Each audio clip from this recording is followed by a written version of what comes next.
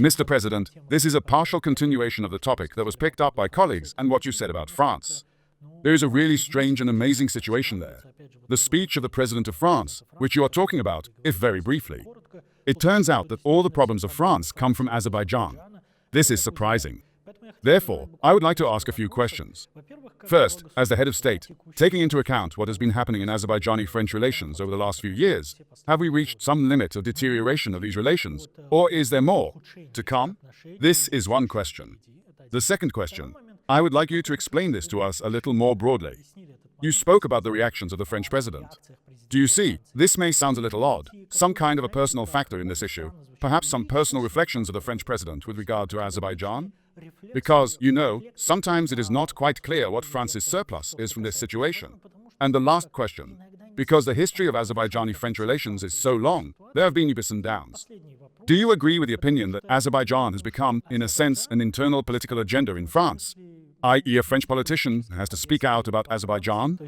Французский политик, получается, что он обязательно должен высказаться по поводу Азербайджана. Unfortunately, this is the case. I will start with the last question. If there is a consensus in French political circles, it is a consensus only on Azerbaijanophobia. Unfortunately, not only the incumbent government, but also those who have ambitions to come to power, do not differ much from each other. It would be enough to recall the illegal trips to Karabakh back in the period when Russian peacekeepers were there. Those were the opponents of the current French president, the mayor of Paris, who, by the way, ran for election, the governor of the region where Paris is located.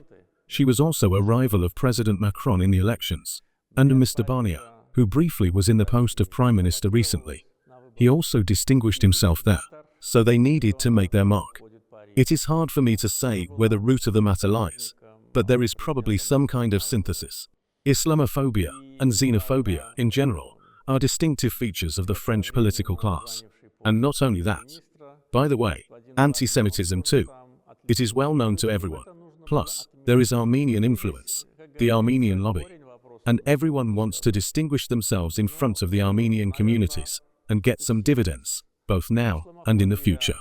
And they realize that being in power may be short-term, in some cases even evanescent. So securing support for the future and say that, I am one of yours. This factor is probably also present. Many, including, I think, the leaders of the ruling class, perceived our victory in 2020 as their own defeat, although there was no reason to think so. But for some reason, as you have described it, they took it personally. I am saying this on the basis of my experience with representatives of France, although I always try to explain to them that this has nothing to do with you. In principle, we had nothing against you and did nothing. It was you who went against us.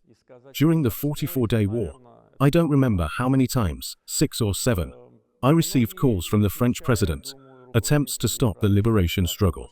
After that, there were attempts to threaten us. There were threats to recognize Nagorno-Karabakh. Now, when our relations have fallen below the basement floor, I can say this. But I answered that any country, it was after November 2020, which recognizes the so-called Nagorno-Karabakh, will immediately receive a note from us of severance of diplomatic relations. That was my answer. And immediately, the topic of recognizing the so-called Nagorno-Karabakh went off the agenda. They went in a different direction, recognized it through the Senate, through the Parliament. Then they tried to justify themselves for a long time by saying that the authorities had nothing to do with that. In general, it is an old story. The second factor is personal perhaps. Although I have never had any likes or dislikes in politics, what I thought, I always kept to myself and never even showed my attitude towards those who deserved it. I mean negative attitude. I think that another factor here is the political immaturity of the French leadership. I had the opportunity to work and communicate with 3 French presidents before Mr. Macron, and the relations between our countries have always developed very successfully. If we take the EU member states, those were probably the most active relations in that period before the current government. Political, mutual visits, economic and cultural. We had twinning relations with 13 cities of France. There were so many cultural events. But when we talk about political immaturity, we have to look at the biographies. The biography of President Chirac, the experience of his public work, work in the government, in the party, leading a city like Paris. The experience of President Sarkozy, who has also come a long way in state structures, reaching the post of one of the key ministers, the Minister of the Interior, which in France is much broader than in our understanding. Or President Hollande, who led a party, went all the way up to becoming a candidate and then president. And then you look at the biography of the current president. I don't want to go any further into that. So, I think there has been an exaggeration of one's own role and some kind of complete association of the country with oneself, which should not happen. The country is separate, and the president is separate. If a country is great, any country, then the president should strive to be like it. If a country is backward, and the president is kind of progressive, then he should pull the country up to his level. So these are the factors, I think. But again, if there is a personal factor, it was definitely not initiated by Azerbaijan. Is there a limit to not falling below the basement floor? It is hard to say. I will tell you one more thing, which we have never talked about in principle, but I think it will help somehow get out of the crisis. Over the past few months, we have been receiving signals from representatives of the French government to establish contacts. I remember there have been 3 or 4 of them, from different personalities to our different representatives. And the answer has always been, we are ready. Yes, we are ready today, but we will not go anywhere, neither to Paris nor to Brussels. If you need to meet with us, you can meet with us here in Baku. But at some stage, there is a vacuum and silence again. There was recently another diplomatic dispatch, let's say a verbal one, to talk and discuss. Again, we are ready. We have nothing to dispute with them. We have no claims to this country.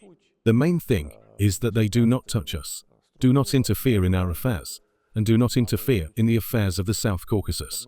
This is already a demand we are articulating quite clearly, because wherever the French authorities interfere, first of all, they fail shamefully, and secondly, they only introduce intrigue. Nothing but intrigue. There is no point in talking about Africa. Everything is in plain sight, as they say. The same applies to the South Caucasus. In Azerbaijan, their presence is practically reduced to zero, except for some companies that have a long-term contract. And we always respect all our obligations. So we have never extrapolated political difficulties to the operations of companies. The French companies still operating here should not be blamed for having such a government. The attempts to destabilize Georgia are obvious. It is no secret that it was done so undiplomatically and publicly that it is even surprising for a country with such diplomatic traditions. And full control over Armenia is also a reality. But it is not going to work. And they have to realize that if they want some kind of presence in the South Caucasus, they have to talk to us. We will see. Anyway, I have revealed a little bit more than I usually do. But given your question, and given that we didn't go below the basement, I think it will be useful for everybody to have some new information. Будет полезно для всех новая информация.